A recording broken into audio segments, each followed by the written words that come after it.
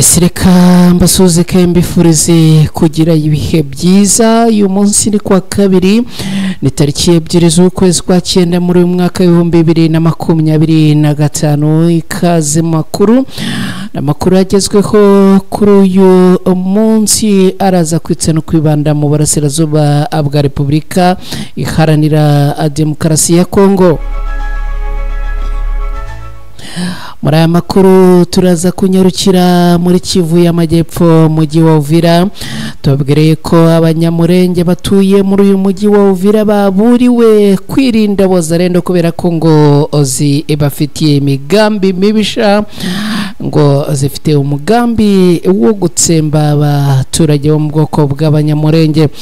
Ingabo z'u Burundi zongeye gukora ubugome bukomeye cyane ku ndondo ya Bijombo, ni muri Kivu y'Amajyepfo muri Repubulika Iharanira Demokarasi ya Kongo. Ibi turabirebera hamwe. Colonel Nanga n'umuhuzabikorwa wa AFC mama 23 yibarizwamo natwirwaneho. Uyu mugabo rero yongeye kwihaniza bikomeye cyane ingabo za Repubulika Iharanira Demokarasi ya Kongo n'iz'u Burundi mu gihe ngo bakomeje gushotora abarwanyi b'intare za Sarambwe, ngo abaraza kubona akaga gakomeye cyane. Igitero cyagabwe ku rugo rwa Bwana Constant Mutamba wahoze ari minisitiri w'ubutabera muri Repubulika Iharanira Demokarasi ya Kongo wanamaze gukatirwa uyu munsi. Ibi nabyo turaza kugarukaho. Igitero gikomeye rero cyagabwe ku rugo rwe. Turababwira kandi ko turaza kugaruka ku bijyanye n'urubanza rw'uyu mugabo wamaze gukatirwa uyu munsi gukora imirimo y'agahato. Joseph Kabila Kabange wayoboye Repubulika Iharanira Demokarasi ya Kongo yagize ibyo avuga bikomeye cyane ku kintu gikomeje gutuma Tshisekedi amwijundika, akaba akomeje kugambirira kumwicisha ndetse no gufunga abarimo Generali Ciwewe. Ibi byose turaza kubyinjiramo ku buryo burambuye hano ku Ibendera TV. Icyo mbasaba ni kimwe, no kubana natwe mu buryo butandukanye. Ibitekerezo byanyu turabyakira, hanyuma kandi ibari bwo bwa mbere ugeze hano turagusaba gukora subscribe, hanyuma ukibuka no gukora kuri ako kantu kameze nk'inzogera kugira ngo tujye tubana makuru ya buri munsi hano ku Ibendera TV. Nitwa Mukada, ni ku Ibendera TV. Mwese aho muherereye mbaye ikaze muri aya makuru. Mu kanya gato reka ngaruke twinjira muri aya makuru ku buryo burambuye.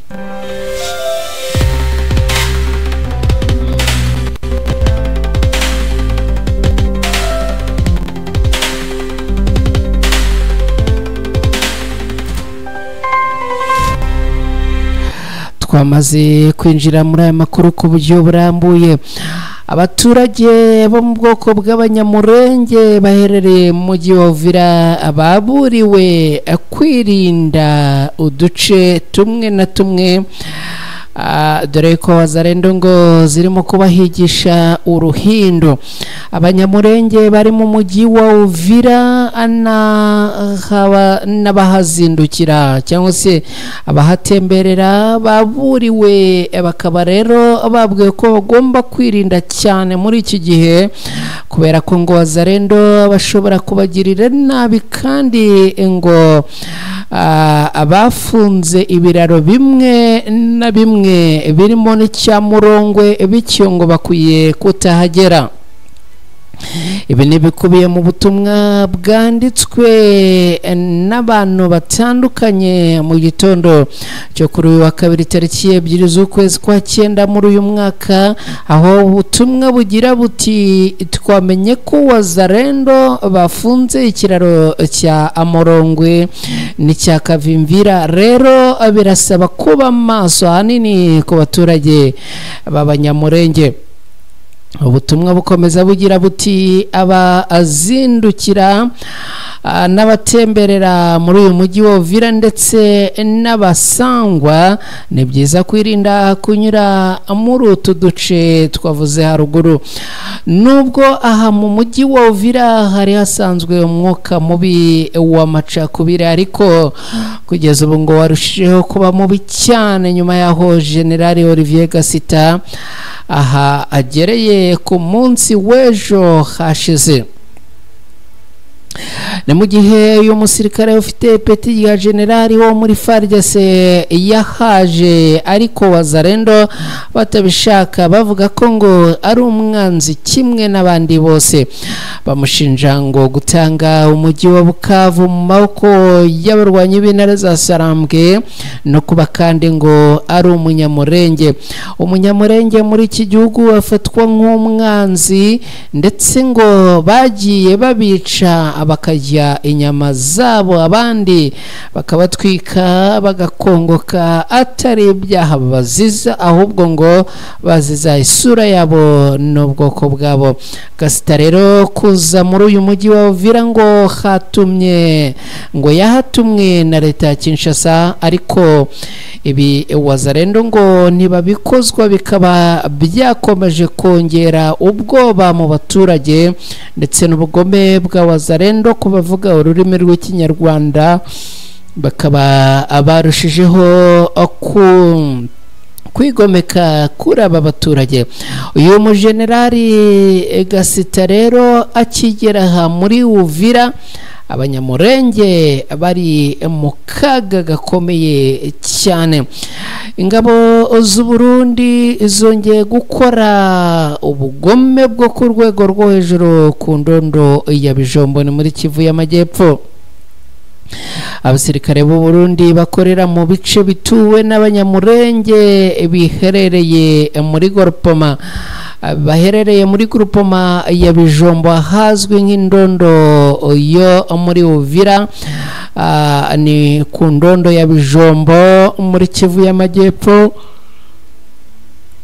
Nyuma yaho abasahuye mu mihana y'abaturage, ubu ngo bashinze ubu ngo abakoze bariyeri mu mihanda n'imihana itandukanye. Ibi bikubiye mu butumwa abaturage batuye mu bice by'abanyamurenge baherereye muri ibi bice bavuga ko n'ubundi byamaze gukorwa, aho bagira bati byakomeye, noneho ingabo z'u Burundi ziri gushinga amakambi yabo ya gisirikare mu mihana hagati aho dutuye, ndetse ngo barimo kugenda abashyiraho za bariyeri zitandukanye. Ubutumwa bukomeza bugira buti imwe ni ukuvuga inkambi imwe cyangwa se inkambi imwe ngo bayishinze mu muhana cyangwa se mu gace neza neza rwagati ko kwirango ku Kiziba, indi ngo bayishyira mu Gahuna no mu yindi mihana itandukanye ituwemo n'aba baturage mu bwoko bw'abanyamurenge. Mbere hose izi nkambi ngo zabaga mu bice bitandukanye kandi biri kure cyane, ariko uko ngo kuba baje kubyegereza aba baturage bo mu bwoko bw'abanyamurenge ngo ni ibintu n'ubundi bikomeje gutera ubwoba abaturage abatari bakeya. Waduhaye amakuru yasobanuye ko byavuye ku kuba drone ngo heruka kurasa abasirikare ba FARDC n'abo Burundi bari kwa Musumari mu Gahuna mu ijoro ryo kuwa gatandatu rishyira ku cyumweru tariki ya mbere z'ukwezi kwa 9 muri uyu mwaka.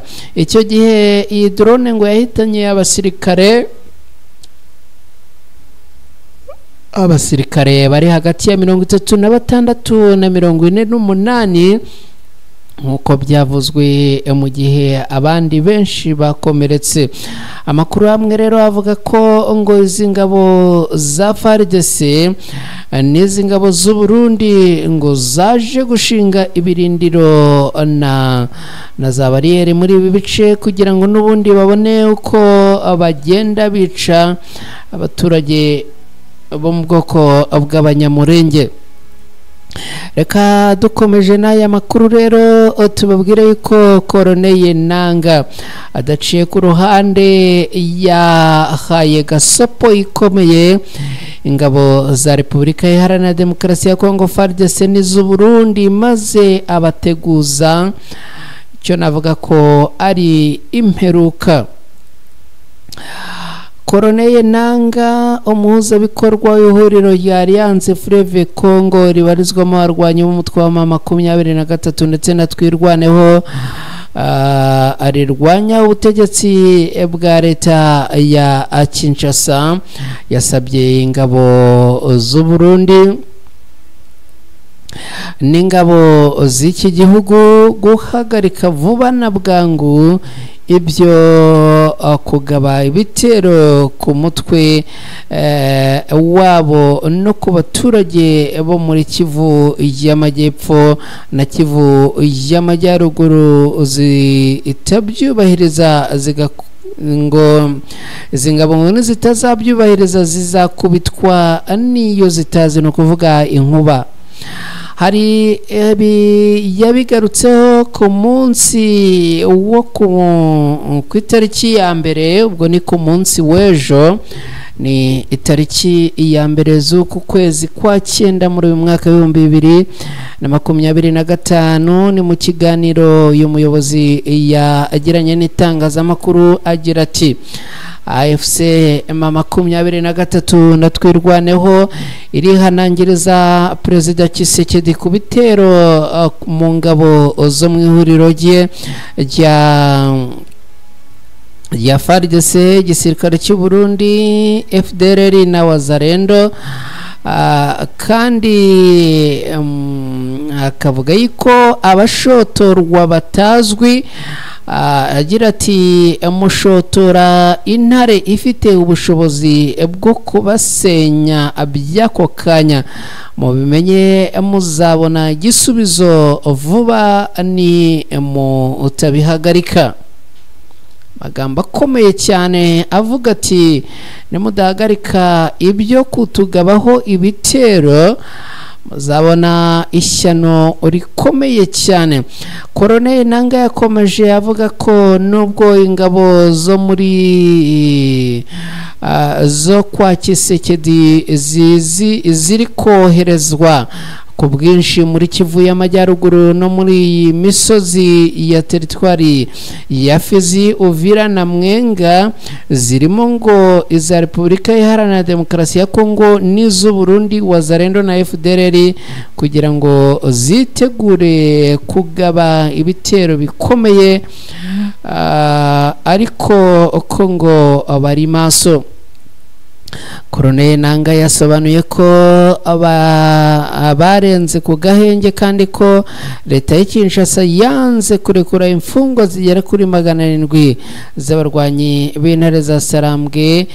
Akavuga rero ko nibadafungura avuga yuko nibadafungura aba bantu ngo ibintu biraza kugenda abana bibi cyane. Koroneye Nanga yavuze ko yamenyesheje leta ya Katari, umuryango w'abibumbye n'abandi bafatanyabikorwa muri gahunda z'amahoro ko atariyo irenga ku gahenge ko ngo ahubwo abarwanyi bo ku ruhande rwa leta ya Kongo aribo barimo kurenga ku gahenge. Reka tunyaruke no mu yandi makuru uyu munsi. Amakuru ni menshi.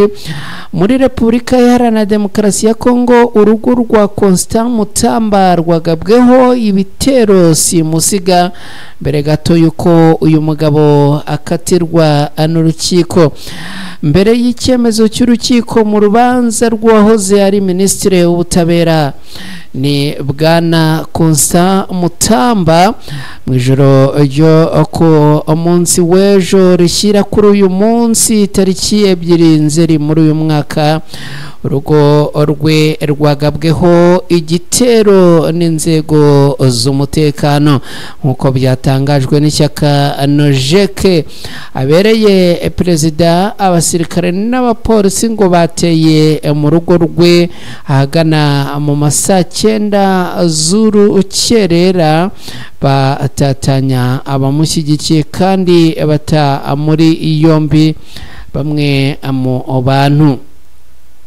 Aganira n'ikinyamakuru Media Congo, umuvugizi w'ishyaka Jean Claude Ngazwa yamaganye iki gikorwa agira ati byose byatangiwe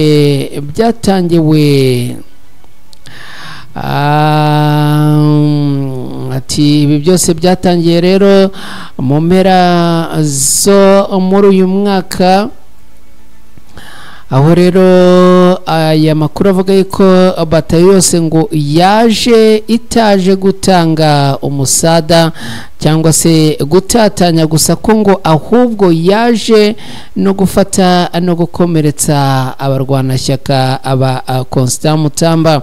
Umuvugizi yongeyeho ko aho uwahoze ari minisitiri atuye ubu hagoswe kimwe n'inzira zihagana.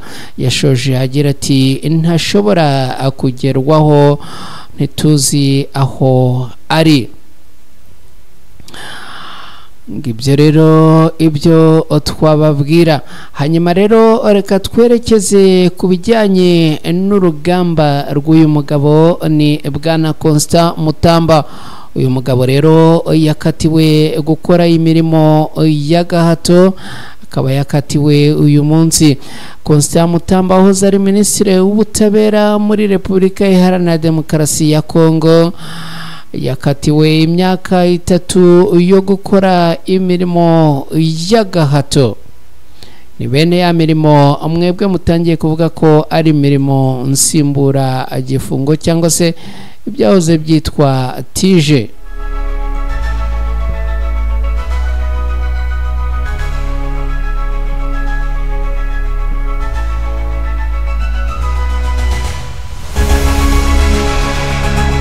Yes, hanyuma rero yo bwana Constant Mutamba akaba akatiwe aho yahawe iki gihano n'urukiko rusesa imanza muri Repubulika Iharanira Demokarasi ya Kongo kuri wa 2 tariki 2 z'ukwezi kwa 9 muri uyu mwaka, nyuma yo guhamwa n'icyaha cyo kunyereza umutungo w'igihugu ndetse no ufitiye rubanda inyungu. No mutungo ufite aho huriye na miliyoni 19 z'amadolari ya Leta Zunze Ubumwe za Amerika yari yagenewe kubaka gereza ya Kisangani mu ntara ya Chopo muri Repubulika Iharanira Demokarasi ya Kongo. Urubanza rwa Mutamba rwaravuzwe cyane kubera bijyanye no kuba mu gihugu no kuba mu gihe yari minisitiri w'ubutabera. Hari benshi muri Repubulika Iharanira Demokarasi ya Kongo bagiye bakatira urwo gupfa nyuma ayo abango bagiye bakatirwa urwo gupfa nyuma yo guhamwa n'ibyaha bitandukanye. Uyu mugabo kandi akiri minisitiri w'ubutabera yatanze icyifuzo cy'uko abahamijwe kunyereza umutungo w'igihugu bajya bakatirwa urwo gupfa nubwo ubwo busabe butigeze bushyirwa mu ngiro. Constant Mutamba rero akaba yashoboraga gupfa iyo ibi biba byaraje gukorwa, akaba yashoborwaga gukatirwa iki gihano ndetse agashobora no gupfa. Constant Mutamba wigeze kuvugira muri gereza ya Munzenze yigoma ko azafunga Perezida Kagame w'u Rwanda, usibye kumara imyaka 3 akora imirimo y'agahato. Urukiko rwanategetse ko agomba no kutemererwa gukora imirimo iyo ariyo yose. Urukiko rukaba rwanategetse ko agomba kutemererwa gukora imirimo iyo ariyo yose ya leta mu gihe cy'imyaka 5. Ibintu biba bikomeye cyane, ndagira ngo nkubwire yuko ibintu mu by'ukuri ntago byoroshye na gato. Reka rero iyi nkuru y'ikatirwa y'uyu mugabo tunayinjiremo burundu. Joseph Kabila Kabange wayoboye Repubulika Iharanira Demokarasi ya Kongo yavuze impamvu Tshisekedi yamureze ibyaha byamwicisha akanafunga abarimo Generali Chiwewe. Joseph Kabila Kabange wahoze ari perezida wa Repubulika Iharanira Demokarasi ya Kongo yatangaje ko ibyaha bimwe